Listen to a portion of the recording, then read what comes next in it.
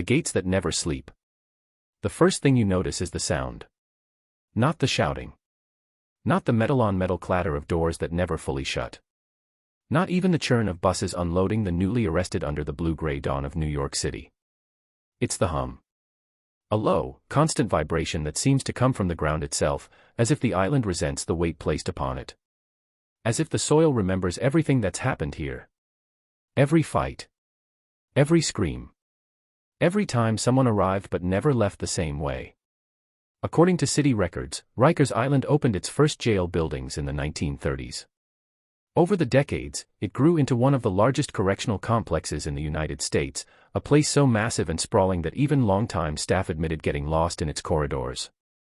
News reports would later describe it as a city within a city, but one ruled by chaos instead of order. And on the other side of the country, engulfed by the quiet fog that rolls off the San Francisco Bay, sits a prison whose name carries an almost mythic weight, San Quentin. California's oldest prison. A fortress built in the 1850s, older than the state's first railroad, older than most of its cities. According to state archives, San Quentin has witnessed more executions than any other prison in California history. For generations, it was a place whispered about by schoolchildren and feared by anyone who came close to the wrong side of the law. Two prisons. Two coasts. Two very different machines. Yet both have been called the same thing in news reports, investigative hearings, and even federal reviews. Some of the most feared prisons in the United States.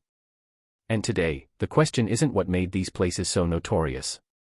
The question is why the stories inside them refuse to stay quiet. The hook begins with a contradiction so stark that even veteran investigators struggled to explain it. According to public records, Rikers Island wasn't originally meant to be a symbol of fear at all. It was supposed to be temporary, an island jail complex intended to relieve overcrowding in Manhattan. A stopgap. A placeholder. But stopgaps have a way of becoming permanent when no one wants to look closely. And that's how a temporary solution became the epicenter of some of the darkest chapters in New York City's criminal history.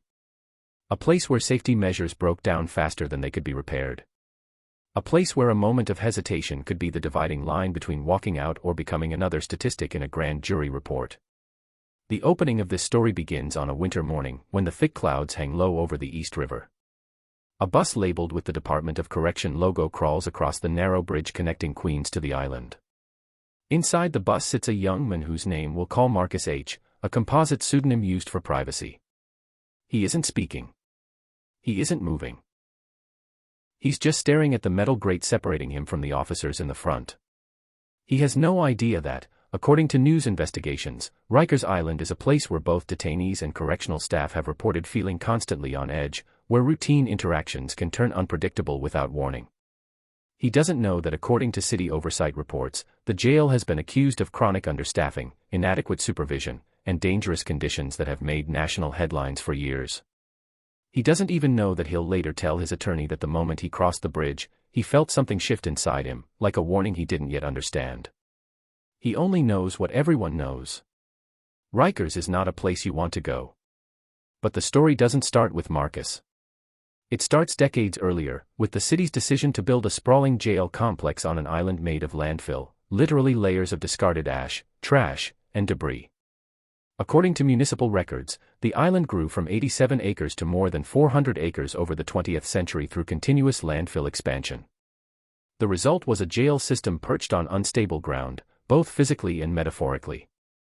And in California, San Quentin grew from a single blockhouse structure into a massive institution with cell blocks towering above the fog like stone battlements. The prison became known for holding everyone from first-time offenders to some of the state's most dangerous individuals. According to historical accounts, San Quentin once housed the gas chamber used for executions until the late 20th century, making it the site of some of the state's most controversial criminal justice moments. Two prisons, two legacies. And the first chapter isn't about crimes committed outside these walls, it's about the environments that shaped what happened inside them. The story begins by revealing what both prisons share, a sense of inevitability. Once you enter, you feel as though the world outside has been sealed off, replaced by a new reality where time moves differently, where ordinary rules no longer apply, and where the line between order and chaos is thinner than anyone wants to admit. According to numerous independent investigations, Rikers has long struggled with issues that go far beyond overcrowding. The design of the facility itself, long hallways, blind corners, sprawling layouts, created spaces where staff struggled to maintain full visibility. These physical vulnerabilities became the backdrop for countless incidents over the years, from assaults to failed supervision, described in audits and oversight hearings. In contrast, San Quentin was built like a fortress. Iron bars, stone walls, and cell blocks with towering tiers. According to official records, its architecture reflects a 19th-century philosophy of incarceration: isolate, contain, control. But modern overcrowding strained that design to its limits. At various points in its history, the prison housed far more inmates than it was originally designed for, creating tension that rippled through its corridors. The first chapter turns our attention to the human experience inside these institutions, what it feels like to stand at the threshold between freedom and confinement. Back on Rikers Island, Marcus watches as officers lead detainees off the bus and through a series of gates that clang shut with mechanical finality. According to former detainee accounts published in news interviews, this part of intake is described as feeling like time stops. You surrender personal belongings. You answer questions. You wait. A process that feels both mechanical and disorienting. But it's not the paperwork or the uniforms that unsettle him most, it's the sound echoing from down the hall. A sudden shout, followed by the unmistakable noise of something heavy hitting concrete. He doesn't know what it is, but the officers don't flinch. To them, this is just another morning. In San Quentin, the intake process is different, but the feeling is the same. According to inmates who later spoke in public interviews, the first sight of the towering cell blocks can trigger a sense of vertigo, rows upon rows of steel cages stacked so high that you feel swallowed by the structure itself. The clang of gates is louder here. The echoes linger longer. The silence in between is heavier. What ties these two facilities together isn't just fear. It's reputation. Families who have had loved ones sent to Rikers often speak about the dread they felt the moment they learned where the case was headed. Advocacy groups have described the facility as unsafe for both staff and detainees, and according to city council testimony, the environment has been linked to a long list of systemic failures. San Quentin, despite house reform programs in recent years, carries a historical weight that never seems to fade. According to state records, it housed everyone from death row inmates to nonviolent offenders due to classification and overcrowding. And while some of its modern rehabilitation programs have earned praise, the shadow of its past, the violence, the executions, the riots, cannot be ignored.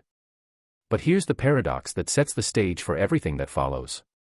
Prisons like Rikers and San Quentin are shaped not just by the crimes committed by those inside, but by the choices made by those outside. Policy decisions. Budget cuts. Overcrowding. Understaffing. Infrastructure failures. According to various reports from federal monitors and watchdog agencies, these issues have contributed to conditions that many described as dangerous or unsustainable. Yet for decades, both prisons continue to operate much as they always had, absorbing crisis after crisis like stone walls weathering storms. In this chapter, we dive deeper into the daily reality of these facilities. Not the sensationalized myths, but the factual, documented conditions that made them infamous. At Rikers, the complex consists of multiple jails, each with its own culture and reputation. According to reports, some facilities were known for intense gang rivalries, others for volatile dormitory setups where up to 50 men might share a single sleeping area. There were units where detainees built their own informal hierarchies, controlling phones, food, or even movement within the housing area, often unnoticed by overworked staff. One former officer, speaking anonymously in a news interview, described it as a pressure cooker with no off switch. At San Quentin, the daily rhythms follow a strict schedule, but according to numerous accounts, the tension never fully dissipates. The prison's notorious East Block, home to death row for many years, was described as a place where silence could feel suffocating. According to public reports, some inmates spent years, even decades, confined to small cells with limited recreation time. Others lived in overcrowded general population units where conflicts could erupt with little warning. But while the environments differ, the psychological impact is similar. The feeling of being constantly observed. The noise that never fully stops. The knowledge that the wrong word, the wrong look, the wrong moment of hesitation could shift everything. This chapter also introduces the system-wide consequences of these conditions. According to watchdog reports, Rikers' physical layout made it difficult to maintain adequate supervision. Blind spots allowed assaults to happen out of view. Slow response times were documented in multiple emergencies. Critics argued that even well-trained officers were put in impossible situations because the infrastructure itself was failing. San Quentin faced its own crises: overcrowding, deteriorating facilities, aging infrastructure. According to federal court documents, California's prison system was once deemed unconstitutionally overcrowded, leading to sweeping reforms. San Quentin became a focal point in debates about safety, rehabilitation, and the future of incarceration in the state. But we return now to the people inside, because every story of a feared prison is ultimately a story about human beings trapped in systems that aren't built to bend. In Rikers, Marcus completes intake and is assigned to a dormitory unit. He feels the pressure immediately, men sizing him up, gauging whether he's a threat, a target, or invisible. According to detainee accounts in public interviews, dorm units at Rikers could be unpredictable, with high risk of violence, theft, and intimidation. He chooses silence. He chooses stillness. He chooses not to be noticed. But that's the thing about places like Rikers: silence doesn't protect you. It only delays the moment when you're drawn into what surrounds you. On the opposite coast, in San Quentin, the fog begins to roll in as evening approaches. The prison yard empties. The clang of steel doors closing reverberates across the complex. Lights flicker on, bathing the corridors in a harsh yellow glow. A man we'll call Daniel R., another composite, lies on his bunk staring up at the ceiling, thinking about the sentence that brought him here. He told interviewers years later that the nights were the hardest. Not because of the noise, but because of the quiet moments in between, moments when you realize that time only moves forward for those outside these walls. 2 prisons. 2 men. 2 different lives converging under the same cloud of institutional fear. As this chapter continues, we explore what investigators, journalists, and oversight officials have documented about these facilities, the patterns that emerge, the cycles that repeat, the consequences that echo far beyond the walls. Rikers, according to public watchdog reports, has faced scrutiny for incidents involving excessive force, slow emergency responses, and inadequate medical care. Advocates have argued that its structure and operation make it a danger not only to detainees but to staff. Efforts to reform or close the facility gained traction in recent years, but as of various news reports, the debate remained intense and deeply divided. San Quentin, despite housing innovative rehabilitation programs in its later years, still bears the weight of its past. According to state archives, it was the site of some of California's most infamous riots and executions.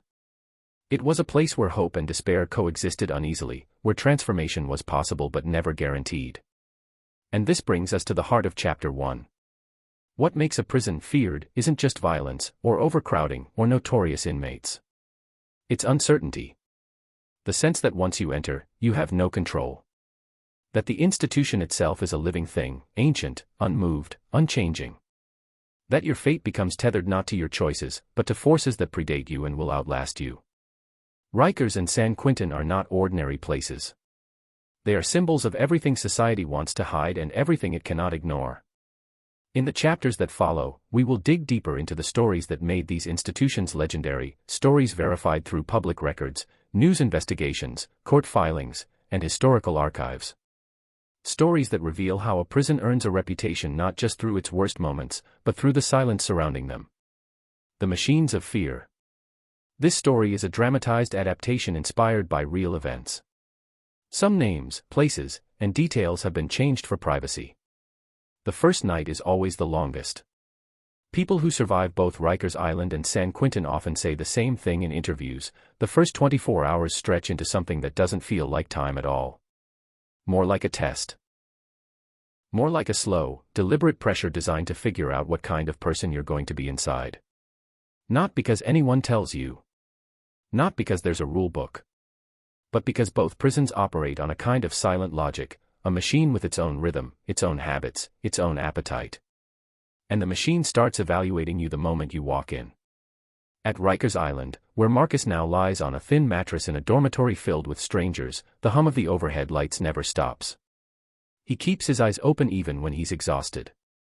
According to accounts published in city oversight hearings, the lights in some housing areas stay on all night. Not full brightness, but enough to erase the line between day and night. You sleep lightly, if at all. You listen. You learn.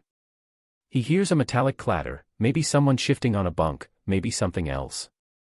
Then a hissed argument. Then footsteps. Heavy. Quick. He holds still, hoping not to be noticed. Across the country in San Quentin, Daniel sits on the edge of his bunk as the final count of the night echoes down the tier. Officers move past each cell, a quick glance with a flashlight, a mark on a clipboard. Count. Another count. And then another. According to former inmates who later spoke in public interviews, there are nights when the counts feel endless. Times when you can sense the tension in the air, when even the officers move differently, more alert, more wary.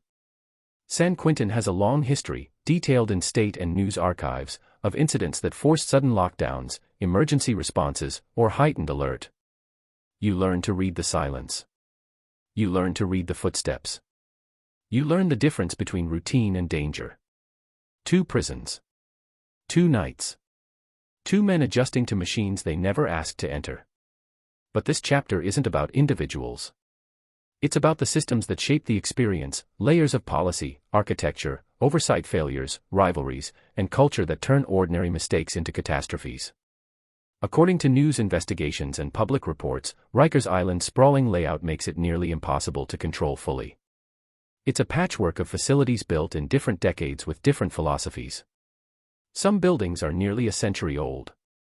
Some were meant to be temporary. According to city audits, many suffer from chronic maintenance issues, broken locks, malfunctioning doors, failing ventilation. Those failures don't stay limited to the physical environment. They creep into everything. For Marcus, the first real shock comes not from violence, but from the intake nurse during his medical screening earlier that day. According to public health reports, intake at Rikers often involves rapid assessments meant to identify severe medical conditions, mental health needs, or immediate safety risks. But the nurse looked tired. Overworked. She asked questions with the speed of someone who has asked the same questions 10,000 times before. Any medical conditions? No. Any medications? No. Any thoughts of harming yourself or others? He paused.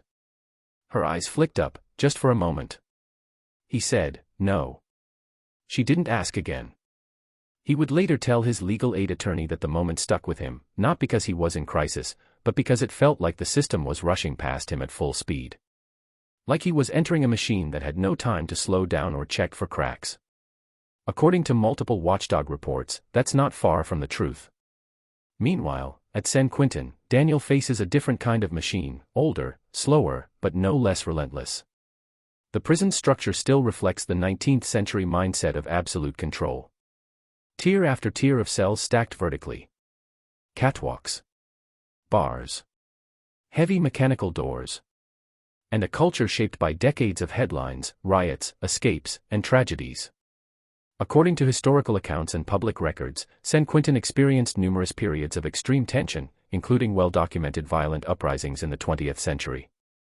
Even as reforms began taking hold in later years, programs, education, restorative justice initiatives, the shadow of its past remains visible in every gate, every count, every rule. For both men, this first night is only the surface.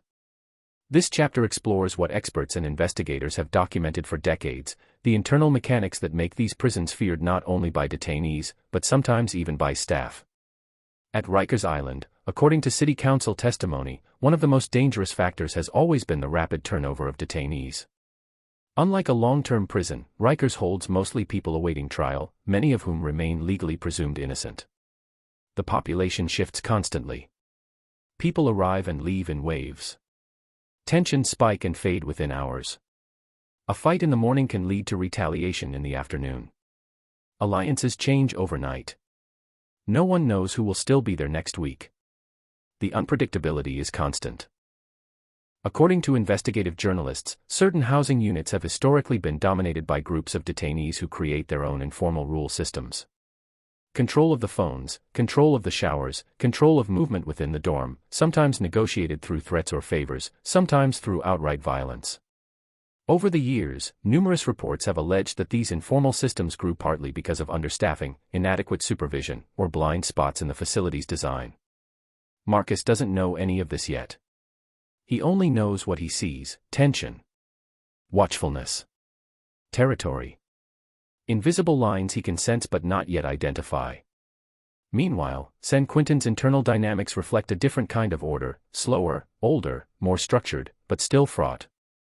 According to state reports, inmates are classified into different levels based on behavior, sentence, and history. But classifications don't always predict conflict. San Quentin's yard has historically been divided into areas where different groups congregate.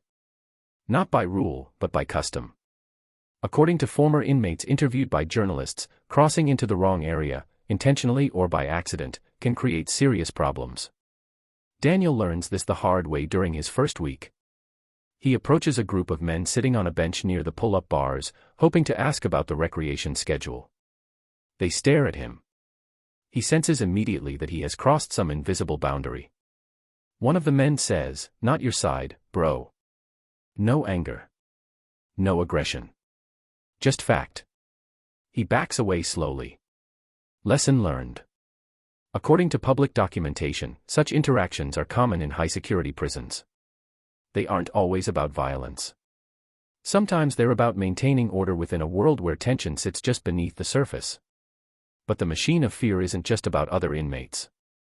Both prisons struggle with failures that go deeper: failures in infrastructure, medical care, mental health treatment, and staffing that have been widely reported. Rikers, according to multiple city and federal monitors, has faced chronic staffing shortages that led to officers working triple shifts or experiencing burnout. There were documented cases where the absence of adequate staff supervision allowed dangerous situations to escalate. Some incidents were captured in surveillance footage later cited in oversight reports. San Quentin has struggled with overcrowding, aging facilities, and health crises, including a highly publicized COVID-19 outbreak, according to state investigative findings. Cells designed for one person sometimes held two. Dormitories packed men into rows of bunks with minimal personal space. These conditions shape everything: behavior, morale, safety. The machine is always running. The machine never sleeps. And inside this machine, minor incidents can turn into life-altering events. At Rikers, a spilled cup of juice is enough to trigger a confrontation. At San Quentin, a misunderstanding during count can lead to cell extraction. These aren't exaggerations, they're documented realities reported in investigations and interviews. Marcus sees his first incident on his second morning. A younger detainee, barely 18, takes too long at the phone. Someone else wants it. Voices rise. A shove. A punch. Another. It's over in less than 20 seconds, but the message is clear. Everything here has rules. None of them are written down. All of them matter. According to public defense attorneys and advocacy groups, phone access has long been a source of conflict in jails like Rikers. Lines are long. Time is short. Emotions run high. And for people trying desperately to contact family or lawyers, the stakes are enormous. San Quentin, by contrast, moves to its own rhythm. Daniel experiences his first lockdown. The alarm blares, a shrill, mechanical scream that bounces off the concrete walls. Officers shout commands. Doors slam. He kneels in his cell, hands visible, waiting. He doesn't know what triggered it. According to news archives, lockdowns can happen for reasons ranging from fights to weapon searches to simple precaution. Hours pass. The tier remains silent except for the occasional clang of keys or muffled cough. Daniel feels the stillness press against him like a weight. A reminder that inside these walls, freedom isn't just restricted, it's suspended. But to understand why these institutions generate so much fear, we need to step back. We need to look at the broader picture: the public records, the oversight hearings, the investigations that reveal how the environment inside these prisons came to be. Rikers Island has been described, in official reports, as a system in crisis for decades. Problems identified in the 1990s resurfaced in the 2000s and again in the 2010s. Efforts to reform the facility, new leadership, new policies, external monitoring, often fell short or were overshadowed by new incidents. Political debates raged around it. Some argued for closure. Others warned that shutting it down would overwhelm other city jails. In San Quentin, the debate was different. Reformers praised its educational and rehabilitative programs, the journalism classes, the art workshops, the acclaimed podcast produced inside the prison. But critics pointed to the aging infrastructure, the history of violence, the stark segregation on the yard. Both prisons became symbols of dysfunction, of injustice, of danger, of the limits of reform. But inside, for Marcus and Daniel, the symbolism doesn't matter. Only the day-to-day reality matters. Only the machine. And in both places, the machine has a way of breaking people down. At Rikers, Marcus begins to notice how exhaustion creeps into his body. The noise never stops. The lights never fully dim. According to mental health experts who have testified before city officials, sleep deprivation is a common issue in chaotic jail environments. It erodes judgment, patience, and emotional stability. He feels himself becoming quicker to anger, even though he tries to hide it. He feels himself withdrawing into silence. He feels his nerves sharpen. San Quentin shapes Daniel differently. The rigid routine becomes a cage inside his mind. Wake up. Count. Breakfast. Yard. Count. Work. Count. Dinner. Count. Lights out. A schedule that leaves little room for thought but too much room for reflection. According to psychological evaluations published in academic studies, long-term incarceration in high-security facilities can create a sense of institutionalization, a psychological adaptation where individuals become dependent on the structure even as it suffocates them. Daniel isn't there yet. But he can sense the beginning of it. This chapter takes a turn now, deeper, darker, grounded in fact. Because what truly earns a prison its reputation are the stories that emerge from these walls, documented through investigations, court filings, and news reports. Stories of violence. Stories of neglect. Stories of tragedies that could have been prevented. This chapter is not about sensationalizing violence, but about acknowledging the reality documented by credible sources. At Rikers Island, numerous reports have detailed incidents involving detainees who were seriously injured or killed due to violence, medical neglect, or failure to supervise. Oversight boards have issued warnings for years about dangerous conditions. According to court filings, some families have filed lawsuits alleging wrongful death or negligence. At San Quentin, the history of violence is long and well documented. Riots. Murders. Escape attempts. Executions. According to state archives, the prison once used both hanging and gas chamber executions before transitioning to lethal injection. Some of the state's most infamous cases passed through its gates. These facts are part of public history. Part of the machine. But for Marcus and Daniel, the machine becomes personal.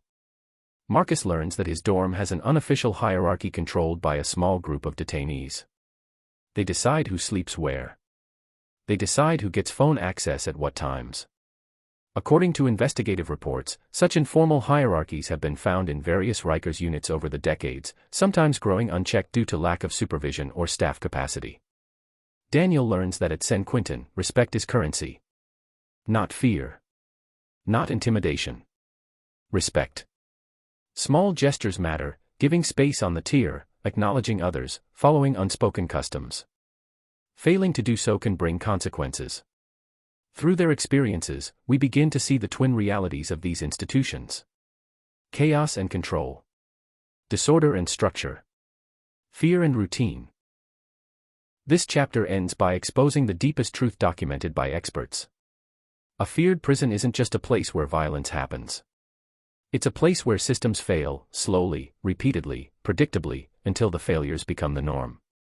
Rikers and San Quentin didn't become infamous because of isolated events. They became infamous because the conditions that produced those events persisted for years.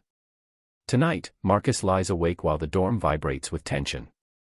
Daniel sits on his bunk listening to the foghorn echo from the bay. 2 prisons. 2 coasts. 2 lives swallowed by the same machine.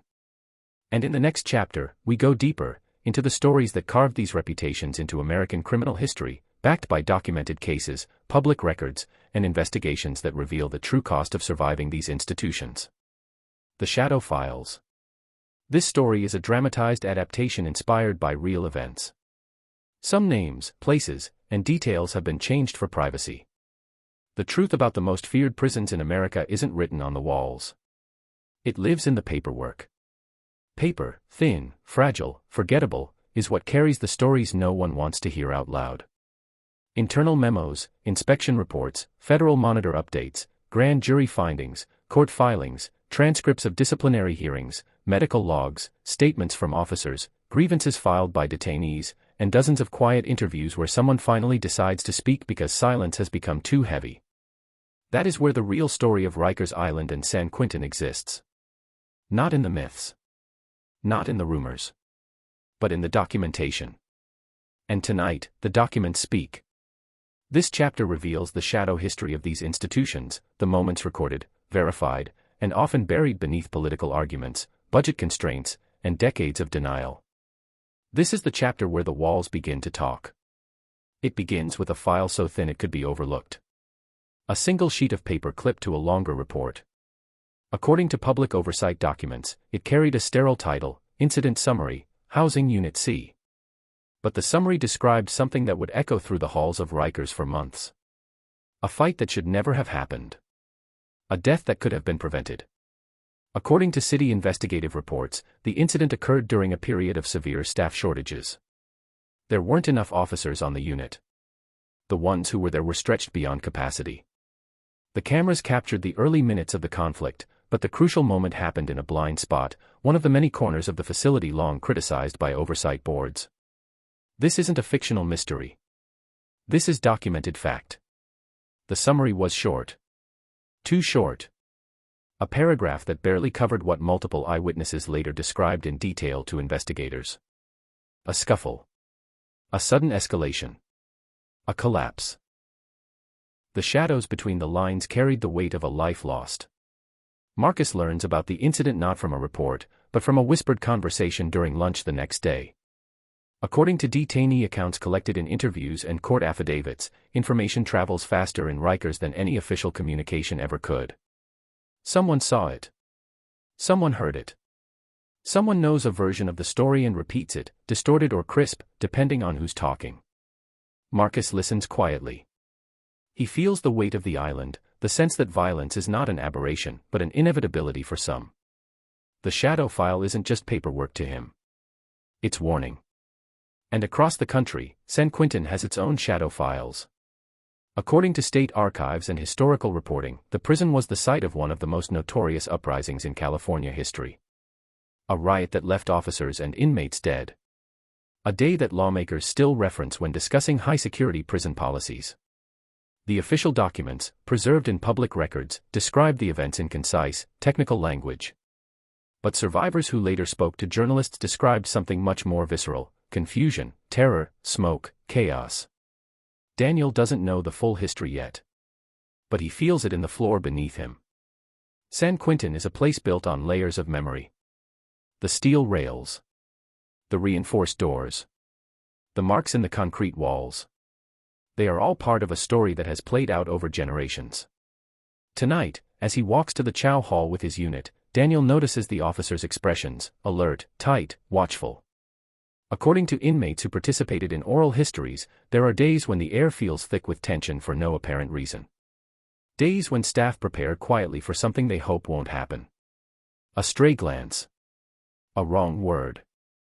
A minor argument in the chow line. Anything can ignite a fuse. Daniel doesn't speak. He keeps his eyes forward. He moves with the crowd. To understand why these institutions inspire fear, we must open the shadow files wider. Not sensational stories. Not urban legends. But documented, publicly reported failures. At Rikers, according to news investigations and federal monitor reports, there were periods where detainees were left unsupervised for hours at a time due to staffing shortages. Units where violence erupted unnoticed. Medical emergencies where help arrived too late. Doors that jammed. Radios that malfunctioned. Surveillance cameras that failed just when they were needed most. Each failure generated paperwork. Each piece of paperwork was filed away. Together, they formed a mosaic of dysfunction. Marcus discovers one of the consequences of this system when a medical call goes unanswered for nearly 15 minutes. A man in his dorm has an asthma attack. He wheezes. He gasps. Someone pounds on the glass of the officer's station, shouting for help. The officer is busy restraining two detainees who almost came to blows over a telephone dispute. She can't leave them. She radios for medical staff. No one arrives. The dorm watches. The man wheezes harder. Desperation builds like static. Finally, a medical team appears, rushing in with equipment. According to public health reports, delays like this have been documented many times at Rikers. Sometimes the outcomes are manageable. Sometimes not. The man survives. The dorm exhales. But Marcus feels the machine tighten around him. Survival here is never guaranteed. San Quentin's shadow files tell a different story, one shaped by decades of overcrowding, budget cuts, and outdated infrastructure. According to state investigative documents, the prison's design makes certain blind spots unavoidable. Narrow catwalks. Tight corners. Tiered cell blocks where officers cannot easily see every cell from one angle. These design features are part of the prison's history, preserved through multiple eras of California corrections. Daniel's first real confrontation with this reality comes during a routine yard period. He's sitting on a bench, observing the dividing lines on the yard, unspoken boundaries that determine who congregates where. The rules are not posted. They're inherited. According to dozens of sworn statements from former inmates, violating these invisible borders can lead to immediate repercussions. A new arrival wanders across one of these boundaries without realizing it. A group stands up. A quick exchange. A shove. A sudden melee. It's over quicker than it starts. Officers respond. Men are ordered to the ground. The yard is locked down. Daniel saw only seconds of it, but the impression stays with him. Violence here is not random. It is structured. Organized. Bound by rules that are older than most of the men who enforce them. Later, during count, an older inmate explains the boundaries to him in quiet, measured tones. You crossed the wrong line, the man says, and nobody cares if it was an accident. Daniel nods. He understands. He is learning the geography of danger. But danger isn't confined to the yard. This chapter must address what public records have long made clear: fear in these institutions isn't just about violence. It's about breakdown. Breakdown of systems. Breakdown of communication. Breakdown of oversight. In Rikers, according to attorneys and advocates, failing communication systems contributed to delayed emergency responses. Officers reported broken radios. Medical staff reported equipment shortages. In some units, lights flickered on and off, creating shadows where no one should be able to hide. These are not rumors. These are findings from audits, monitoring reports, and city council hearings. In San Quentin, according to state evaluations, overcrowding strained the facility's medical unit. During periods of heightened population, men waited long hours for sick call. Appointments were delayed. Tension simmered in the long lines outside the infirmary.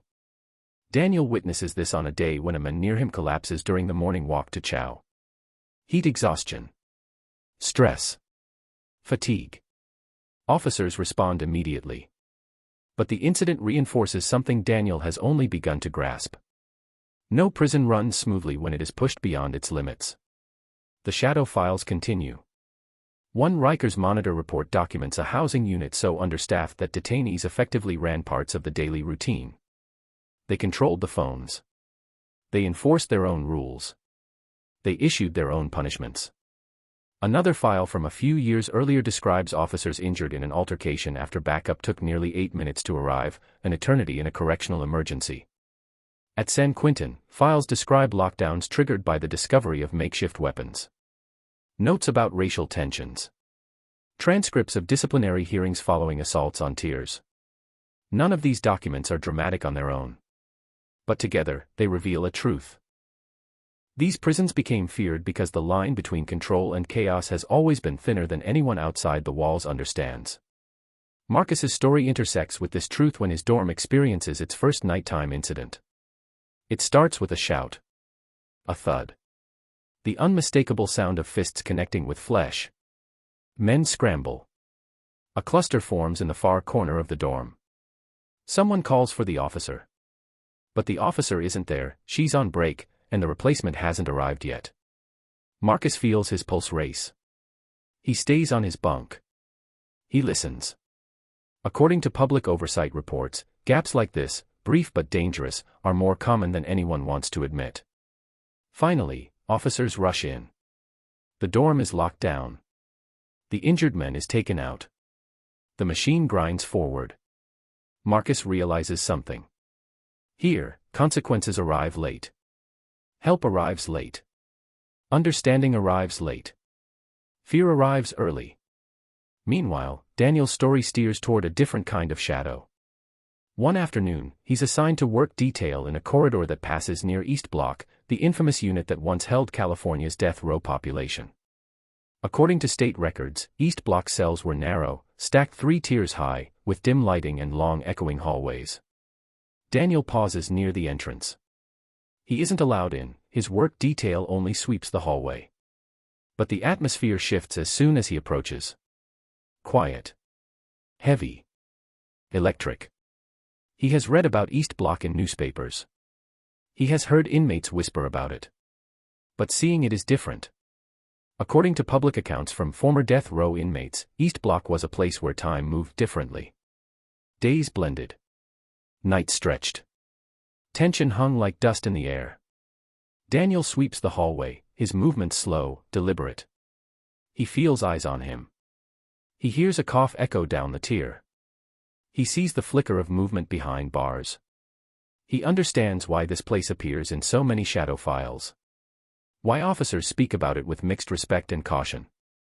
Why inmates avoid discussing it unless necessary. San Quentin's past is not just history. It lingers in the architecture. Now the chapter widens again, from individuals to institutions, from experiences to systemic patterns documented over years. One Rikers report highlights the chronic failures in mental health treatment.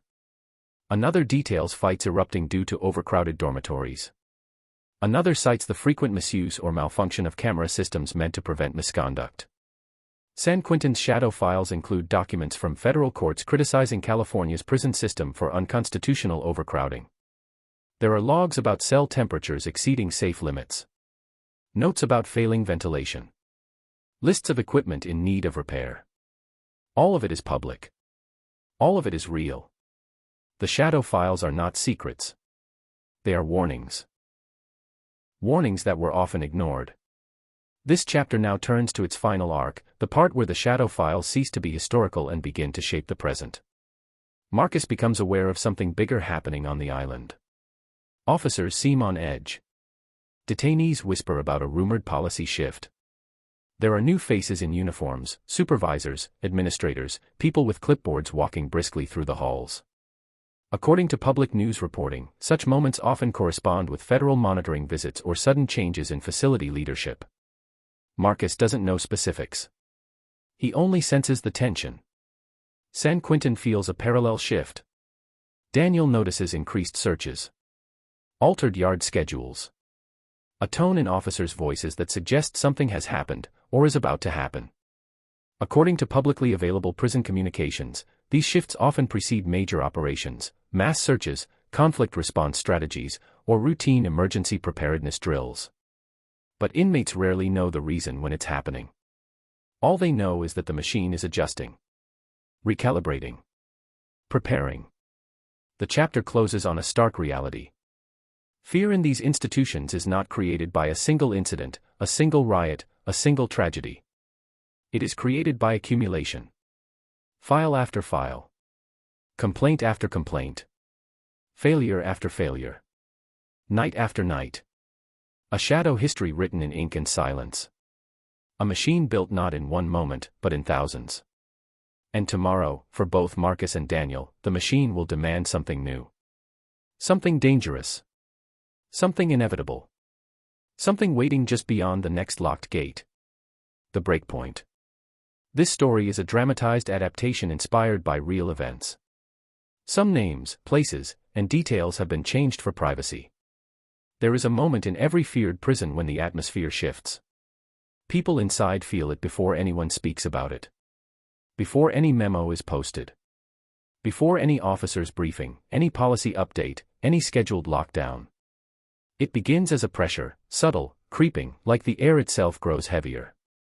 According to correctional experts interviewed in public reports, institutions as old and overstressed as Rikers Island and San Quentin develop a kind of emotional barometer.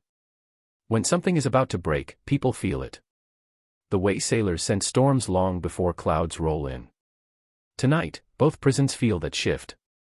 Rikers vibrates with tension. San Quentin lies unnervingly still. 2 coasts. 2 machines. 2 approaching breakpoints. Marcus notices the change at Rikers the moment he wakes up. The dorm is too quiet. Not peaceful, cautious.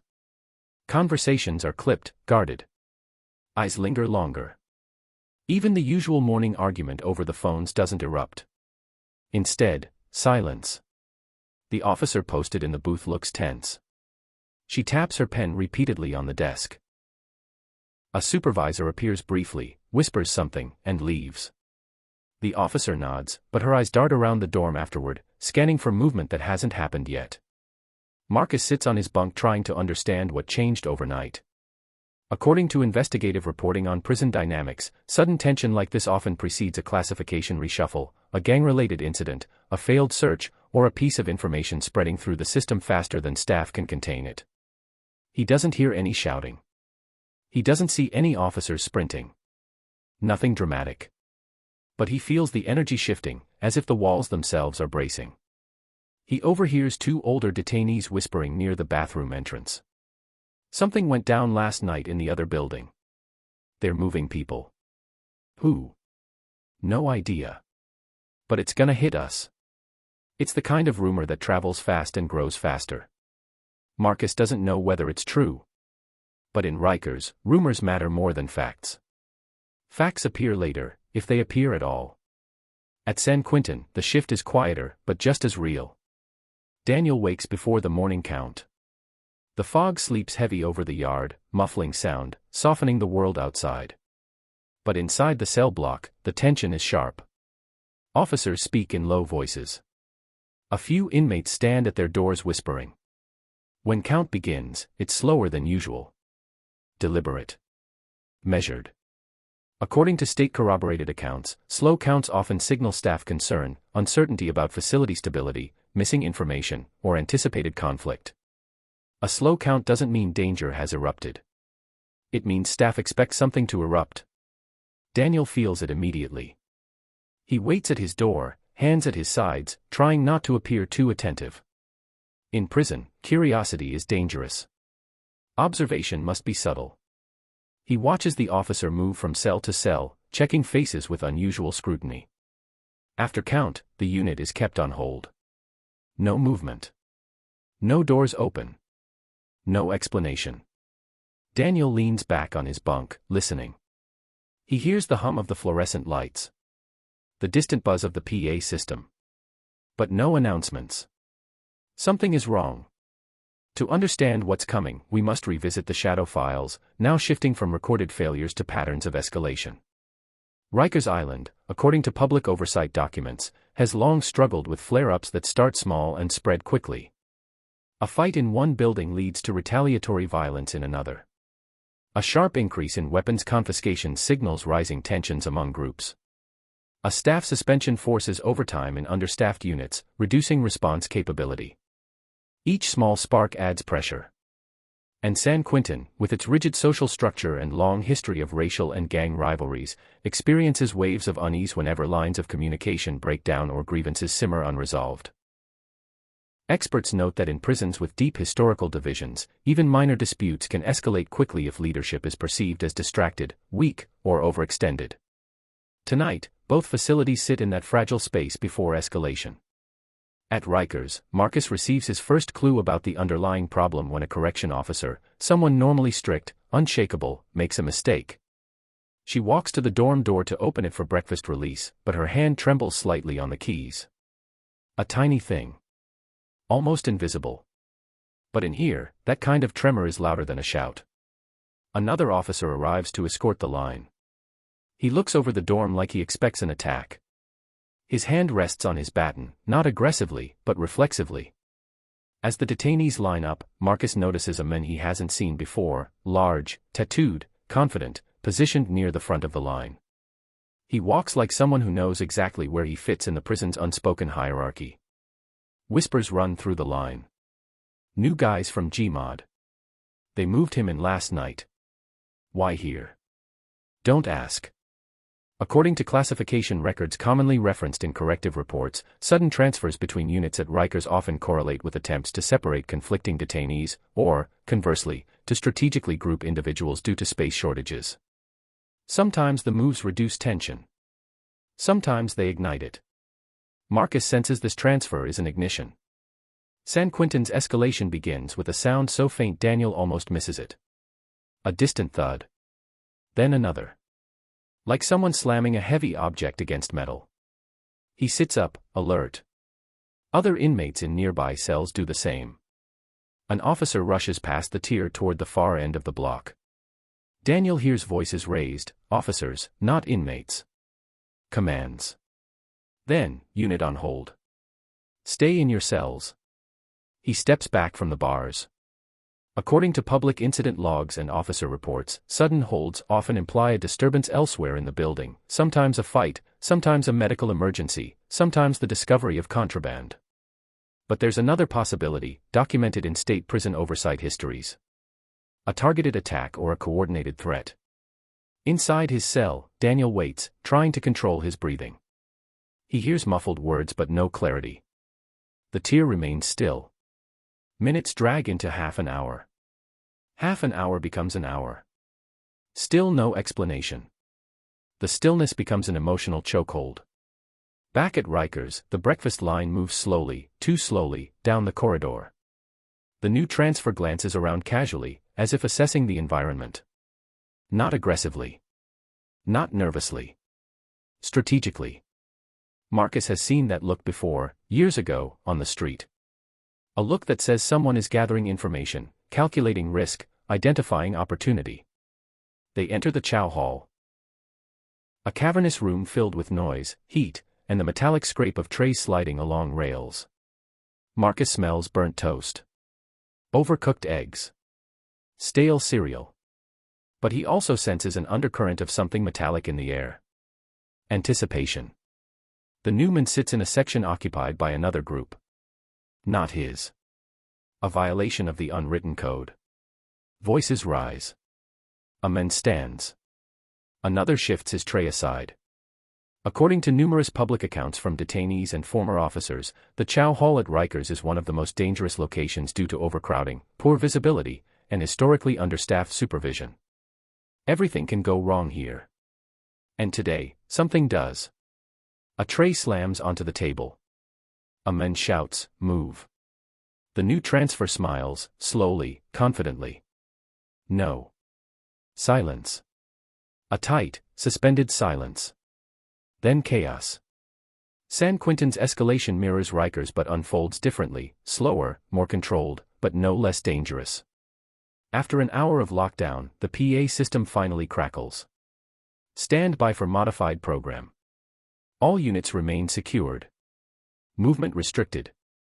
No details. Nothing specific. Daniel sees two officers escort someone in restraints past the tier. The man's face is bruised. He limps. He doesn't look at the cells.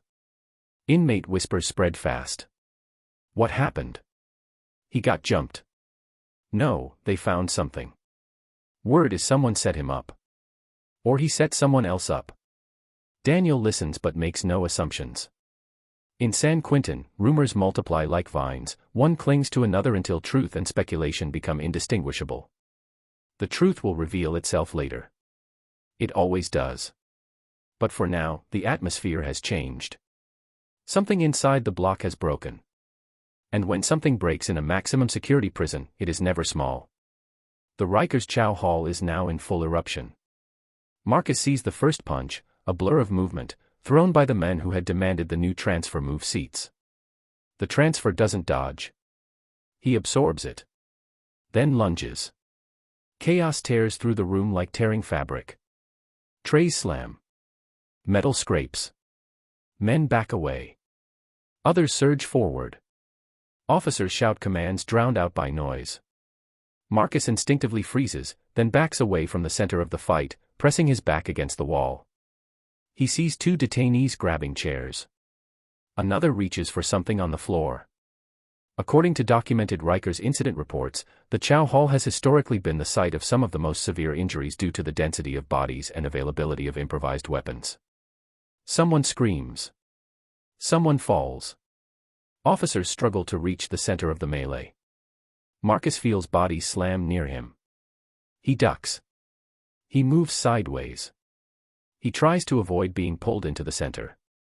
The fight is brutal, fast, and radiates outward. The machine has snapped. San Quentin's incident escalates after lockdown ends. When inmates are finally released for showers, Daniel moves cautiously. His unit remains tense. Officers stand at every intersection, radios pressed to their shoulders. He steps into the shower area with a few others. Steam fills the space. The water hisses. Breathing echoes off tile walls. And then Daniel hears a conversation, quiet but sharp. It wasn't random. They went after him on purpose. They're saying he talked. To who? Staff. Daniel stiffens. According to publicly documented patterns in California prisons, retaliation against informants, or perceived informants, has been a catalyst for numerous violent incidents and lockdowns. Even suspicion can be enough to trigger action. The man attacked earlier may have been targeted. Or he may have been caught in someone else's web. In prison, the difference hardly matters. Perception becomes reality. As Daniel dries off and walks back to his cell, he sees 3 officers escorting another inmate, this one in cuffs, angry, shouting curses at someone down the tier. Daniel doesn't know whether this man was involved, accused, or simply swept into the conflict, and that uncertainty is what makes the atmosphere dangerous. Uncertainty creates fear. Fear creates instability. Instability creates violence. The cycle feeds itself. The Rikers fight finally reaches its peak. Officers deploy commands, threats, and physical force to break up the melee. One officer uses a shield to separate combatants. Another grabs a detainee and pulls him back.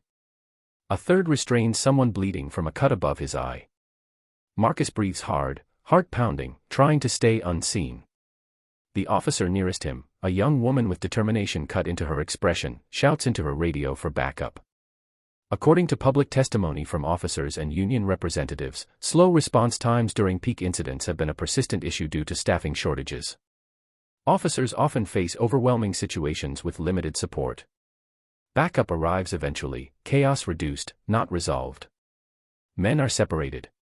Names are taken. Cameras are reviewed. Statements are collected, reluctantly, incompletely. Marcus sees the new transfer dragged out in cuffs, still smiling through split lips. Someone else is carried out on a stretcher. The Chow Hall is declared off limits. The dorms are locked down. Marcus walks back to his unit feeling the aftershock of violence pulsing through the air. He knows today will shape the next weeks, maybe months, on the island. Violence here is never isolated. It leaves ripples. San Quentin's ripples appear during evening count. 2 officers walk down the tier accompanied by a sergeant. They carry clipboards, not unusual, but the sergeant carries something else, a stack of sealed reports. Classification reviews. According to state documentation, sudden classification reviews following an internal incident usually indicate that inmates may be moved, reassigned, or placed under investigation. Daniel watches them stop at several cells, speaking quietly with the men inside. He cannot hear the conversations, but he sees expressions: frustration, resignation, defiance. A man 3 cells down mutters after they leave, "They're splitting the tier." Another whispers back, "They're expecting retaliation." Daniel tries to piece together the timeline. A man was assaulted. Another was removed later. Now classification is stepping in. The machine is adjusting the pressure valves, trying to prevent the next explosion. But sometimes these adjustments cause more tension instead of less. Daniel senses this may be one of those times. The truth about breakpoints, documented by criminal justice scholars and experts, is that institutions rarely shatter from one event. They break from accumulation. A fragile peace disrupted. A rumor misunderstood. A transfer mishandled. A grievance ignored. A policy enforced unevenly. A staff shortage on a critical day. These small failures stack. They compress. Until the weight becomes unbearable. Tonight, both Rikers and San Quentin feel that unbearable weight. Marcus spends the remainder of the day in lockdown. Officers patrol more often than usual. Tensions remain high. Whispers fill the dorm. They're moving dudes tonight. No one knows where. Somebody's getting charged. Somebody's getting jumped. Marcus sits quietly, breathing slowly, letting the noise wash over him. He doesn't want to be involved. But involvement finds you in here whether you seek it or not. Hours later, when the lights dim, the dorm remains restless. Men pace. Others curse under their breath. A few stare silently into the dark. Marcus closes his eyes but doesn't sleep. The machine is still grinding. In San Quentin, Daniel sits on the edge of his bunk long after lights out. The block is mostly silent, but the quiet is deceptive, charged, electrified. He hears someone whispering prayers. Someone else crying softly. Someone else laughing nervously. Fear manifests in different shapes. He thinks about the men who was attacked. He thinks about the men removed later. He thinks about the officers' expressions during classification review. He feels pressure building, slow, steady. He wonders how long the system can hold before something snaps. And he wonders where he will be when it does. Because in San Quentin, as in Rikers, breakpoints rarely remain contained. The story is moving toward its climax. The machine is preparing for something larger. The next chapter will reveal what happens when pressure exceeds containment, when the feared institutions show why they earned their reputation. Tonight is the quiet before impact. Dark. Restless. Breathing hard through the walls. Tomorrow, everything changes.